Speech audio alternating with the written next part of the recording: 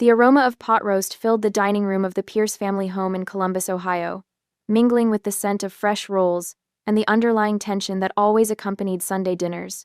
I methodically arranged the silverware at each place setting, careful to align the forks just so, while my younger sister Madison's voice carried from the living room. "I'm up to 20,000 followers now," she announced, waving her phone in the air as if it were Olympic gold. "The sponsorship offers are rolling in." I caught Dad's proud nod from the corner of my eye. Mom beamed at her, tucking a strand of her perfectly styled hair behind her ear. "That's wonderful, sweetie," Mom said. "Your hard work is really paying off." I set the last knife in place and slipped into my chair, invisible as always. 27 years old, and still setting the table like I was 12. Still living in my childhood bedroom while Madison, at 25, commanded the spotlight with her social media career. Mom and Dad exchanged a look across the table the kind parents share when they've rehearsed a conversation. Mom cleared her throat, her voice taking on that honeyed tone she used when she wanted something. "Alexandra, honey," she began, passing the mashed potatoes my way. "We need to discuss your room." I paused, fork hovering above my plate. "Madison needs it for her studio," Mom continued, smiling as if she'd just offered me a gift instead of an eviction notice. "The lighting is better than in her room, and she needs more space for her equipment." Before I could respond, Dad slammed his fist on the table, making the water glasses jump. "Either give it up, or get out of this house," he snapped, all pretense of discussion evaporating. "It's time you found your own place anyway." Madison smirked from across the table, twirling a strand of blonde hair around her finger. "It's not like you need space to shuffle papers," she said with a dismissive shrug. The table fell silent. Everyone watched me, waiting for tears or protest. I cut a piece of pot roast and placed it in my mouth, chewing slowly. My expression revealed nothing as I swallowed. Inside my head, a different scene played out. My 10 by 1 two-bedroom upstairs was more than just a sleeping space. It was my sanctuary, my office, the command center of a life they knew nothing about. Finance books lined the shelves I'd installed myself. A modest desk held my computer, a computer whose screen frequently displayed an investment portfolio worth millions. While they'd been watching Madison perform in talent shows and school plays, I'd been working. Weekend jobs through high school, online courses in financial management during college, building my consulting business client by client, dollar by dollar. I looked down at my phone beneath the table, swiping past the apartment listings I'd been browsing all week. I'd been planning my escape for years, saving and investing while they thought I was just job hunting between temp positions. My mind flashed back to when I was 14. I could still feel the weight of the shoebox in my hands as I counted out $780 in crumpled bills, weekend shifts at the local diner, tips included, enough for the laptop I needed. "Alexandra," Mom had said that afternoon, standing in my doorway with that same sweet smile. "Madison needs video equipment for her school project. The one that might get her noticed by that arts program?" I remembered how Dad had taken the box from my hands without asking, how they'd both spoken over my protests. "Your sister needs this for her future," Dad had said firmly. I remembered locking myself in the bathroom afterward, the cold tile against my knees as I sobbed silently, promising myself I would never depend on them again. That was the day I understood my place in this family, the invisible child whose achievements would always be dismissed as that spreadsheet hobby. 13 years later, nothing had changed. Except me. I placed my napkin beside my plate and stood up, my chair sliding back without a sound. "I understand," I said, my voice steady. "I'll have an answer by next Sunday." Madison's mouth opened slightly, confusion replacing her smugness. Mom and Dad exchanged glances. This wasn't the reaction they'd expected. They wanted tears, begging, the Alexandra who would eventually give in. From the end of the table, my younger brother Eli watched me with an unexpected expression, not amusement at my predicament, but something that looked almost like concern. At 18, he was starting to see the family dynamics with clearer eyes. "Alexandra," Mom began, but I was already walking toward the stairs, my posture straight, my steps measured. "We can discuss the details later," I said over my shoulder. "Madison, make a list of what changes you want to make to the room. I'll need to know what to prepare for." Behind me, their voices resumed, already discussing paint colors and lighting setups for Madison's new studio. They had already forgotten I was leaving the room, just as they had always forgotten I was in it. In the privacy of my bedroom, I closed the door and took out my phone. I scrolled to a contact I'd added months ago but never called. Until now. Marjorie Klein, a professional voice answered on the second ring. I took a breath, feeling the weight of years lifting from my shoulders. Marjorie, this is Alexandra Pierce, I said, looking out my window at the house across the street, the one with the for sale sign that had caught my eye weeks ago. I'm ready to make that move we discussed. The next morning, Dad's laptop sits unguarded on the kitchen counter, his email open like a treasure map. I glance over my shoulder, the house empty, except for the hum of the dishwasher. My fingers hover over the keyboard. This isn't like me, this intrusion into someone else's digital space. But then again, neither was their ultimatum about my room. I click on a folder labeled Family Finances, and the screen fills with spreadsheets that make my stomach clench. Credit card statements stretch endlessly, a digital tapestry of debt I never knew existed. $180,000. The number blinks at me from the bottom of the screen. $180,000. My parents have racked up supporting Madison's influencer career. Line after line tells the story. Camera equipment, lighting rigs, professional editing software. A $3,000 charge from last month for a weekend workshop with some social media guru in Chicago. All labeled as business expenses in Dad's meticulous notes. I dig deeper, finding an email thread between my parents discussing a second mortgage. The house I grew up in, leveraged for Madison's Instagram fantasy. A new message notification pops up: Madison to her talent agency. I shouldn't open it. I do anyway. I'm projecting to hit 50 Kelvin's followers by next month, she wrote. I check her actual numbers on a dashboard Dad has bookmarked. 19,723. Less than half what she's claiming. The front door rattles. I close the laptop and drift toward the stairs, heart hammering against my ribs. Mom walks in with grocery bags, barely glancing my way. Alexandra? She calls as I reach the landing. Don't forget Sunday's deadline. Madison's been making plans for that room for weeks. I pause, not turning around. My financial paperwork. We'll box it all up for you? Mom interrupts, the false sweetness in her voice making my teeth ache. Though some of it might accidentally get thrown away during cleaning. You know how that happens. Her casual threat settles over me like a winter chill. 7 days. That's all I have before they expect me to surrender my space and with it, any proof of the life I've built. I grab my laptop and drive to Crimson Cup Coffee, my unofficial second office. The barista nods in recognition as I order my usual black coffee, no room. Settled in my corner booth, I open my own financial dashboard. The numbers glow back at me. $2.7 million in company earnings this fiscal year. 3 full-time employees. Clients across 4 countries. I take a long sip of coffee, letting the bitter warmth fill me. A quiet confidence replaces the lifelong doubt that's shadowed me since childhood. They never saw me. Maybe they never will.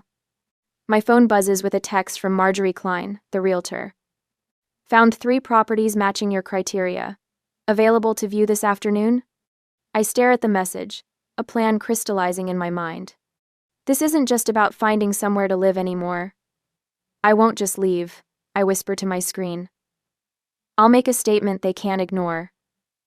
Though, I text Marjorie back. Yes, looking for something specific, preferably visible from my parents' house. Her response is almost immediate. I have just the place. Meet at 3 p.m.? I smile for the first time in days. Perfect. 3 hours later, Marjorie's sleek car pulls up to a 2-story colonial directly across from my parents' house. The for sale sign I'd been eyeing for weeks stands in the front yard. This is exactly what I want. I tell Marjorie as we walk up the stone path. Something they'll see every single day. Marjorie's professional veneer cracks slightly, her eyebrow raising.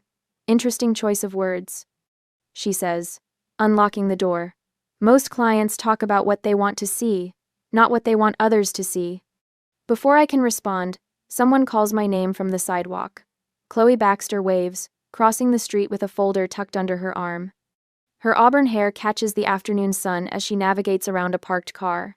I brought those property listings you asked about, she says, climbing the steps to join us. But I see Marjorie's already got you covered. Chloe has believed in me since college, when I showed her my business plan scrawled on coffee shop napkins. While everyone else saw pipe dreams, she saw potential. Alexandra's financials have been pre-approved. Marjorie explains as we tour the house. The sellers are motivated. We could fast-track this if you're serious. The master bedroom overlooks my parents' house. I stand at the window, imagining waking up to this view every morning, a daily reminder of what I've built and what they failed to see. My bank manager was impressed with your statements. Marjorie continues, making notes on her tablet. Not many 27-year-olds qualify for a mortgage this size without cosigners. My phone buzzes again. A text from Eli. Whatever you're planning, you deserve better than this. I stare at his message, surprised. When did my little brother start noticing what was happening in our house? When did he start taking my side? I'll take it, I tell Marjorie, tucking my phone away. How quickly can we close? Wednesday, if we push. Her eyes widen slightly. That's incredibly fast. Are you sure?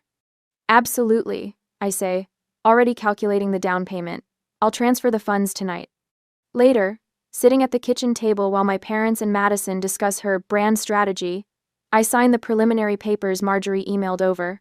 My parents still think I'm job hunting, unaware that their invisible daughter is about to become their highly visible neighbor.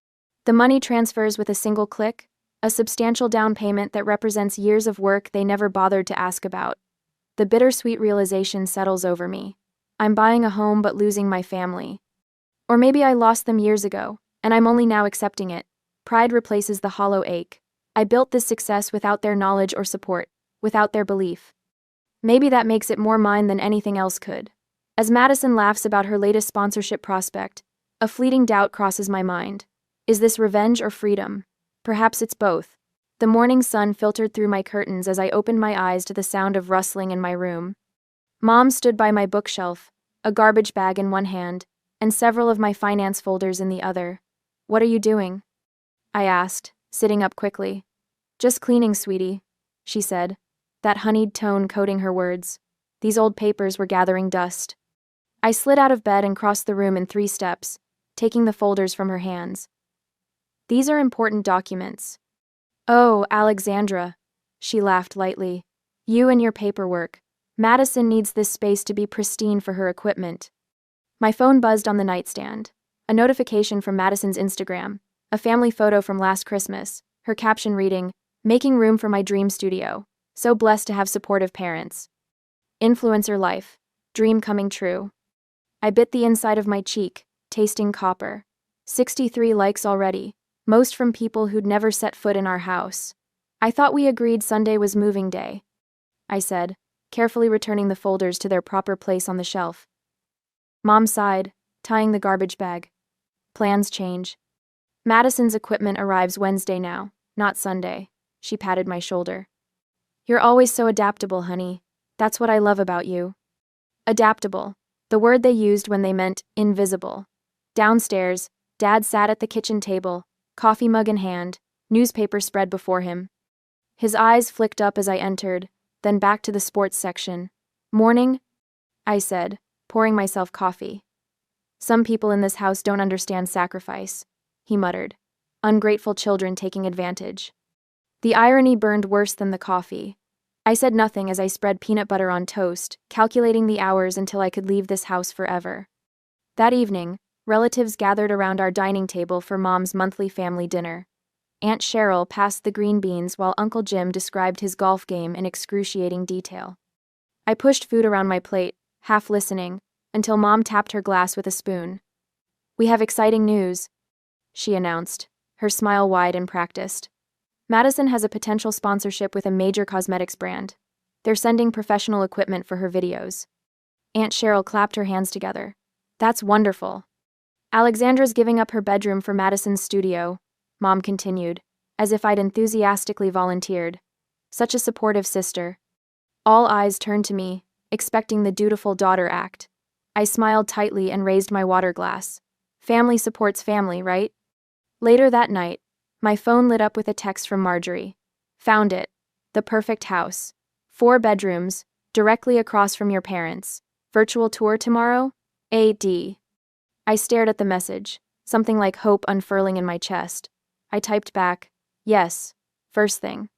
The virtual tour revealed high ceilings and hardwood floors, but it was the office that stopped my breath. A spacious room with built-in bookshelves and a bay window overlooking my parents' front door. I could sit at my desk and watch them come and go, while they'd never see me working. What do you think? Marjorie asked through the video call. It's perfect, I whispered, unexpected tears blurring my vision. How quickly can we close? Marjorie's face lit up with determination. With your financials and my connections, we can have keys in your hand Wednesday morning. Wednesday, I repeated, thinking of Madison's equipment delivery. The timing wasn't coincidental, it was justice.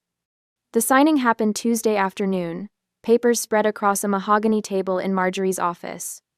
My hand trembled slightly as I signed the final document, a mixture of terror and triumph coursing through me.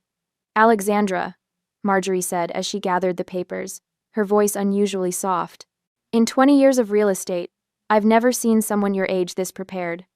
I blinked rapidly, unprepared for the warmth that spread through my chest at her words. Back home, I was carefully organizing client files when my bedroom door swung open without a knock. Madison strode in, measuring tape in hand, eyes already scanning my walls.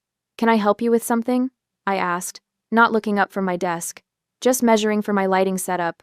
She said, stretching the tape across one wall. This space is barely adequate, but I'll make it work. I continued typing, my keystrokes deliberately calm. I see. My brand is on the verge of $1 million valuation. She continued, pacing the perimeter of my room. I need this space more than you do. It's not like you're doing anything important with it. If she only knew the irony, the financial empire I'd built while she collected followers and free makeup samples. We'll see what happens Sunday, I said, saving my document. Madison laughed, the sound sharp and dismissive. Mom and Dad already decided. You don't have a choice. I looked up then, meeting her eyes directly. A small, secretive smile curved my lips. Everyone has choices. Some just take longer to make them. Confusion flickered across her face before she rolled her eyes and left, the door banging shut behind her. That night, Chloe arrived with empty boxes after my family left for their weekly movie night. Operation Independence is a go, she whispered, pulling packing tape from her purse. I've got the essentials list. I hugged her tightly. Thank you. We worked quickly, packing my most important possessions while leaving enough to maintain the illusion I was still living there. My college friends arrived an hour later with more boxes and quiet determination. Eli texted. Chloe said, taping another box. Your parents decided to get ice cream. He'll stall them.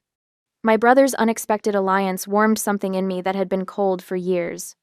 Marjorie called past midnight with confirmation. We're set for 9 a.m. closing. The movers will arrive at your parents' house at 10, while everyone's at work. Wednesday morning dawned clear and bright.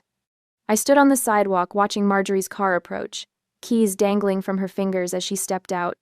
Congratulations, homeowner, she said, pressing the keys into my palm. The movers arrived precisely at 10, efficient and discreet.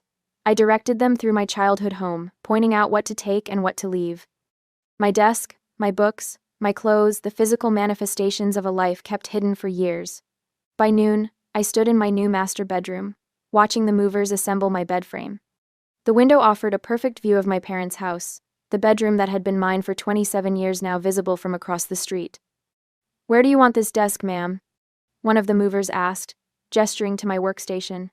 In the office, I said, positioned to face the front window.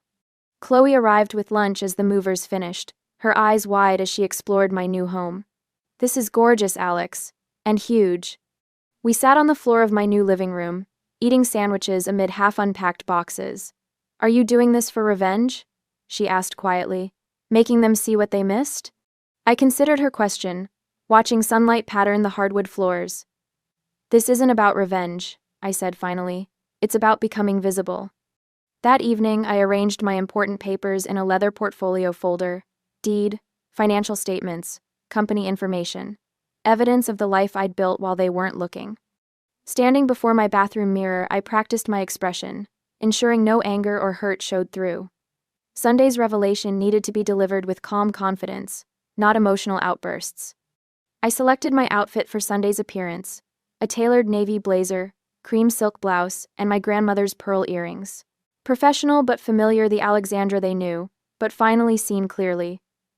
As the last box was unpacked, I returned briefly to my parents' house. In my stripped bedroom, I placed my childhood teddy bear against the pillow, the only personal item remaining. a silent goodbye to the girl who had lived in the shadows. Saturday night, I stood at my new bedroom window, watching lights glow across the street. Madison's car pulled up, friends spilling out laughing. Through the upstairs window, I could see them touring my empty room, Madison gesturing expansively about her plans. My phone buzzed with a text from Eli. "They think you're staying with Chloe. What are you really doing?" I smiled, typing back. "Come to coffee tomorrow. You'll want to see this." Placing my phone down, I walked through my silent house, fingertips trailing along walls that belonged entirely to me.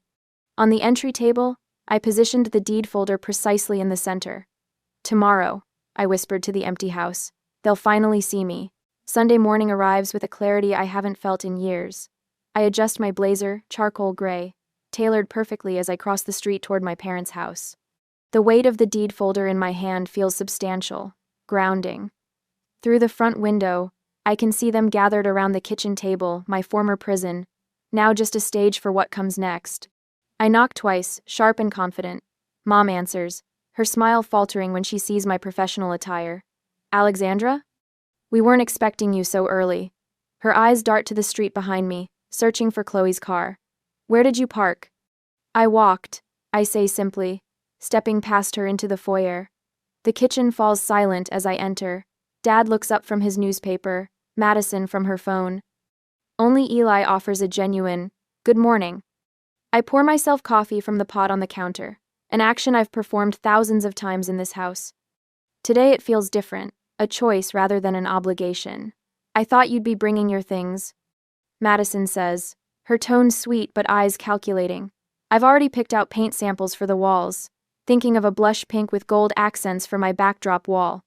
Madison says, I settle into my usual chair, crossing my legs casually. "That sounds nice." Madison launches into detailed renovation plans, describing lighting setups and equipment placement. I sip my coffee, nodding at appropriate intervals while watching Dad's impatience build. The timing has to be perfect. "When are you moving your things?" Dad finally interrupts, folding his newspaper with a crisp snap. The room stills, all eyes on me. This is the moment I've rehearsed in my mind 100 times. "I already did," I reply, my voice steady. Wednesday was my first day, actually. Mom's coffee cup clinks against its saucer. "Staying with Chloe isn't a real solution, Alexandra. You need to think about this rationally." Dad laughs, the sound devoid of humor. "You'll be back when you can't afford rent. The real world is expensive, especially for someone with your employment history." Employ. 2-1.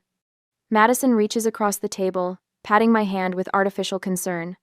"Don't be dramatic just because you're jealous of my success. We all have our paths, even if yours is taking longer to develop." They present a united front, so confident in their assumptions. But for the first time, I notice a flicker of unease in Mom's eyes as I remain unruffled by their dismissals. "Thank you all for your concern," I say, placing the folder on the coffee table with deliberate slowness. "But I'm not renting. I bought a house."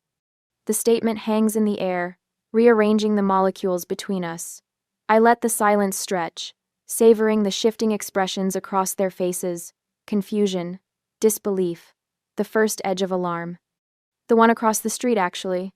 I turn slightly in my chair, pointing through the front window at my new home, 3 stories of brick and character directly in their line of sight. Mom's coffee cup slips from her fingers, splashing brown liquid across the white tablecloth. Dad's mouth opens and closes without sound. Madison sits frozen, her Instagram post forgotten mid-type. "How could you afford that?" Eli asks, breaking the stunned silence.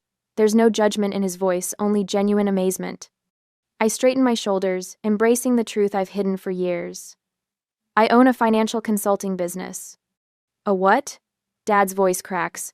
"A financial consulting firm. We manage portfolios and investment strategies for clients across the country." I keep my tone, matter of fact, as if discussing the weather. "We crossed $2.7 million in revenue last quarter." Years of dismissal hang in the balance as I let them process this information. Eli's eyes widen, respect dawning in his expression. Mom recovers first, her smile tight. "It's probably just a starter home with a small mortgage. That neighborhood has become quite affordable lately." I slide financial statements across the table. I paid 60% down. The rest is financed at 2.8%. Madison's phone slips from her hand, clattering onto her plate. You've been lying about your job. Dad's face reddens as he slams his palm against the table. No, I correct him calmly. You've been assuming I was unsuccessful. You never actually asked what I do. The distinction lands like a physical blow. Dad's mouth snaps shut. Mom stands abruptly, grabbing her phone. I need to call Aunt Patricia. This impulsive decision. Go ahead, I say, sipping my coffee. She already knows. She's coming to my housewarming party next weekend. Within an hour, the family machinery activates its defense systems. Mom calls 3 relatives, her voice growing increasingly strained as their responses prove disappointingly supportive of my brave new chapter. Madison posts a vague story about toxic family drama that garners minimal engagement compared to her usual content. Through the window, I watch Mr. Johnson from next door slow his morning walk to admire the antique writing desk being carried into my front door by professional movers. The Neighborhood Whisper Network has already activated Alexandra Pierce, successful businesswoman moving into the Henderson property. The doorbell rings, and Chloe enters with a potted fiddle leaf fig and a bottle of champagne. Housewarming gift for the new homeowner, she announces, ignoring the tension thickening the air. Thank you, I say, accepting both with genuine warmth. The contrast between her authentic support and my family's calculated reactions couldn't be clearer. Eli stands, glancing between our parents and me. Can I see your new place, Alex? The request represents more than curiosity, it's the first crack in the family's united front. His willingness to cross the street with me carries weight beyond the physical journey. Of course, I say, gathering my things. Anytime. As we prepare to leave, Dad clears his throat. We should discuss your future visits. Sunday dinners are a family tradition. I'm still family, I interrupt gently. Just living across the street instead of upstairs. Mom's smile doesn't reach her eyes. Of course you are. We're just trying to understand this sudden change. Not sudden, I correct her. Just finally visible.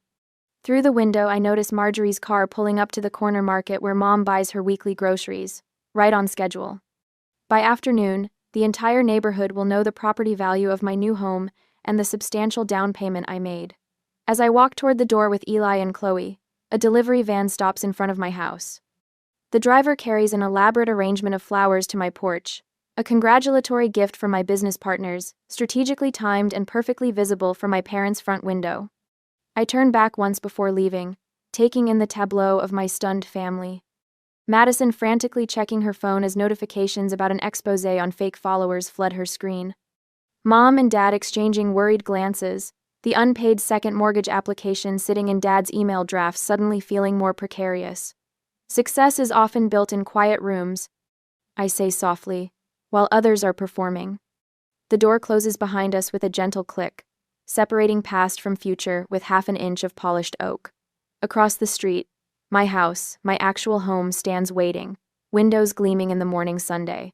2 weeks later, the doorbell chimes through my quiet home, interrupting my morning coffee ritual. Through the peephole, I spot my mother's perfectly coiffed hair and the edge of what appears to be a pie dish. I take a deep breath, straighten my shoulders, and open the door with a neutral expression. Alexandra, sweetheart.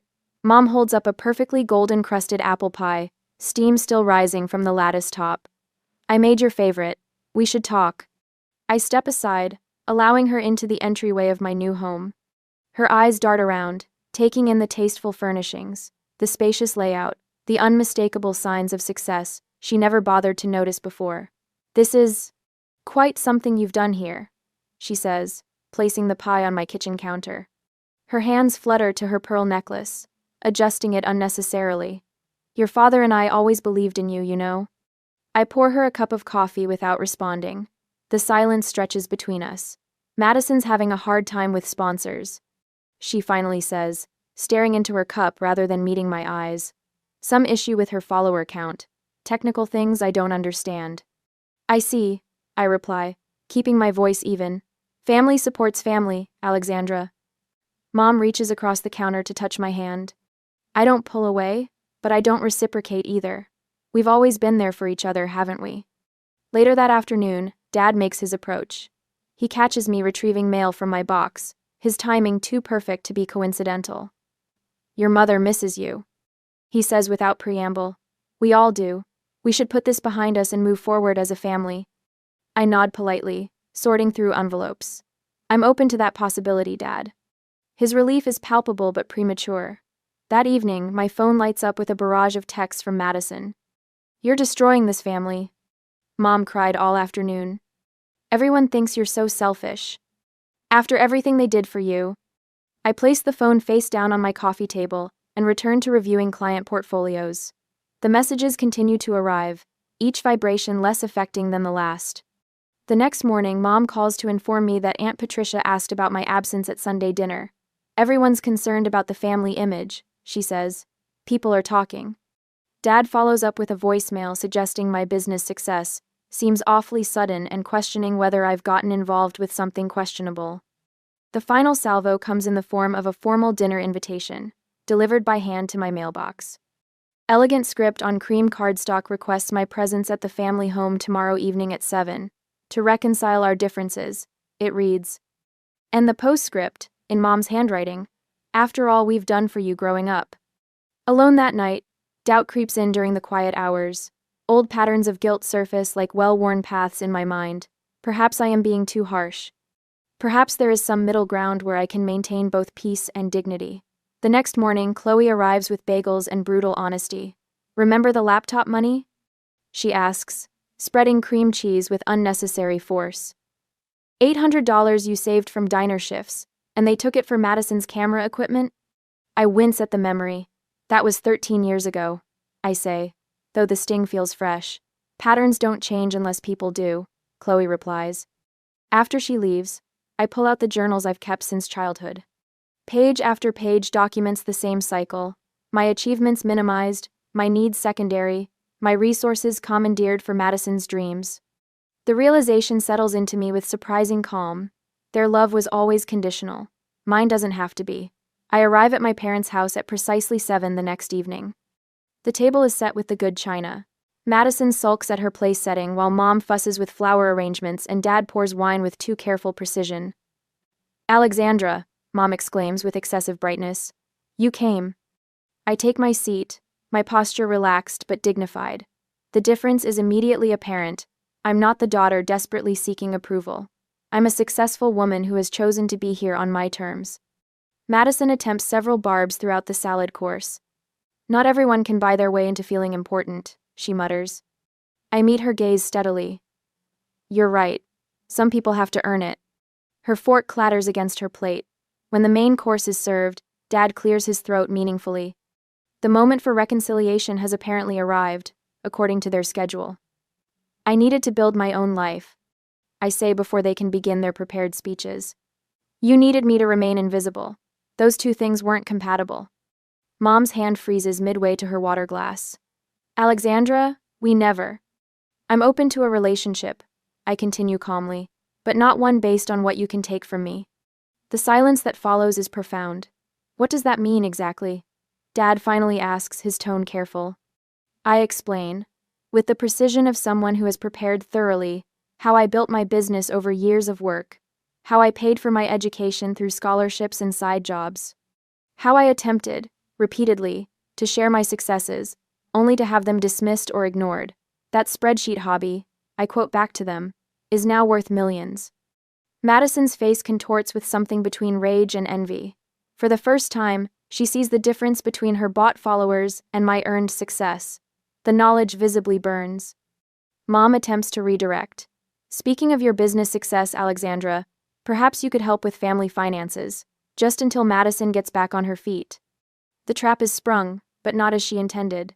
From my purse, I remove a folder containing documentation of every instance they took from me, from the laptop savings to college fund withdrawals for Madison's headshots. Dad begins to protest, but his words die as I show him his own signature on a withdrawal slip from my college account. Madison launches into a tantrum about fairness and family loyalty that exposes her entitlement more clearly than any argument I could make. Through it all, I remain composed. The family narrative collapses around us, but I do not gloat or rage. There's no satisfaction in watching them confront reality, only the quiet relief of finally being seen. I'm willing to have a relationship based on mutual respect, I say when the storm subsides. That includes financial boundaries.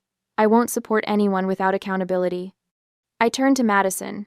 You can apologize genuinely and we can build something new, or you can maintain your position and we'll maintain our distance. My parents sit stunned, facing consequences perhaps for the first time. You gave me an ultimatum about my room, I say, rising from the table. I chose freedom. I leave without tears or anger, walking the short distance across the street to my own home. From my front porch, the family house is clearly visible, windows glowing with artificial warmth. Eli appears at his upstairs window.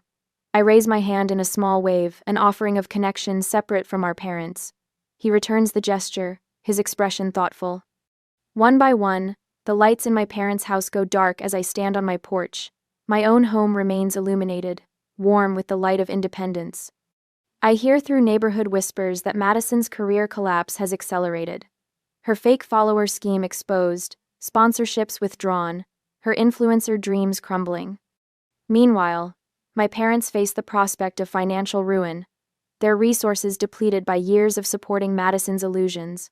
I watch the for sale sign being hammered into their lawn the following week, feeling neither victory nor remorse, only the quiet certainty that some lessons come at a higher price than others. The morning sun streamed through my kitchen window, casting golden light across the countertop. 6 months had passed since that Sunday dinner ultimatum, and what once felt like an act of defiance now simply felt like home. I cradled my coffee mug and stepped onto the front porch, breathing in the crisp autumn air. My house, not my parents' house, not my childhood bedroom, but my house had transformed from an empty statement into a true sanctuary. The living room walls, once bare, now displayed framed awards from the Columbus Business Association, including last month's Emerging Entrepreneur Honor. My consulting firm had grown to 5 employees, all working remotely but gathering monthly in my converted dining room for strategy sessions. Across the street, the curtains remained drawn at my parents' house. The for sale sign had appeared weeks ago, shortly after Madison's final sponsored post announced her career transition into entry-level marketing. I took another sip of coffee, surprised by how little satisfaction I felt at their financial troubles. The revenge fantasy had burned itself out, leaving something quieter and more valuable in its place. "Morning, Alexandra." "Mrs. Henderson called from her driveway next door. "Those mums on your steps are gorgeous." I waved back, still unused to being visible in this neighborhood where I'd been a shadow for 27 years. Inside, I checked my watch 3 hours until the housewarming party. The irony wasn't lost on me that the dining table where my parents had delivered their ultimatum now stood in my home, repurposed for celebration instead of control. I'd bought it at their hastily organized estate sale, paying twice its value while Madison glared from the porch. The doorbell rang, and Eli stood on my doorstep holding a potted plant. "You're early," I said, stepping aside to let him in. "Thought you might need help setting up." He set the plant down, hands in pockets. At 19, his shoulders had straightened, his voice deepened. Community college had been good for him. "Place looks amazing." "Thanks for coming." I squeezed his arm. Our relationship had been the unexpected gift in all this, the slow construction of a real sibling bond, built on mutual respect rather than shared childhood wounds. "Remember when Dad asked where you saw yourself in 5 years?" Eli asked, arranging chairs around the living room. "At that dinner?" I nodded, unpacking the catering delivery. "Where do you see yourself now?" he asked. The question landed differently this time. Before, it had been a challenge, a demand for justification. Now it felt like genuine curiosity. "Building something that matters," I said. "Not just the business, but a life where I don't need anyone's approval to know my worth." Last week, I'd found my childhood journal while unpacking the final box of belongings. On the last page, I'd written, "The room they wanted to take became the foundation for the life I built." The words felt like a bridge between past and future, acknowledging the pain without letting it define me. By noon, my house filled with voices. Chloe arrived first, throwing her arms around me. "To building your own house, literally and figuratively," she toasted, raising her glass. Marjorie Klein came next, her realtor's portfolio tucked away, attending now as a friend. My business partners followed, bringing clients who'd become allies. The room buzzed with conversations about future projects and expansion plans. Between conversations, I slipped into my office to finalize the scholarship paperwork, a fund for business students from challenging family backgrounds. Yesterday, I'd mentored a young woman whose father had belittled her career ambitions, watching recognition dawn in her eyes when I shared my story. Your worth isn't determined by those who can't see it, I'd told her. I helped Eli submit his engineering program application last week, his talent for numbers finally finding direction after years in Madison's shadow. Evening found me watering plants on the front porch as Madison's small U-Haul pulled up across the street. She was moving to an apartment downtown, smaller than she'd planned, but better than nothing. Our parents loaded the last of their belongings into their sedan. The house emptied before the bank foreclosure. I raised my hand in a small wave as they glanced my way. Not forgiveness, exactly, but acknowledgement. They had told me to give up my room, so I built a company inside it and bought a home across the street. That night I stood in my bedroom doorway, surveying the space that was undeniably mine. No one could take it. No one could diminish it. My business continued to grow, creating opportunities not just for me but for others. The relationship with my parents remained distant, with boundaries firmly in place, though perhaps someday healing might be possible if they changed. I slipped between cool sheets in the master bedroom, watching moonlight pattern the ceiling. For the first time in my life, I slept without wondering if I was enough. Have you ever had to choose between pleasing family and standing up for yourself? Alexandra learned that sometimes the greatest act of self-respect is setting boundaries. What would you have done in her situation? Share your thoughts below.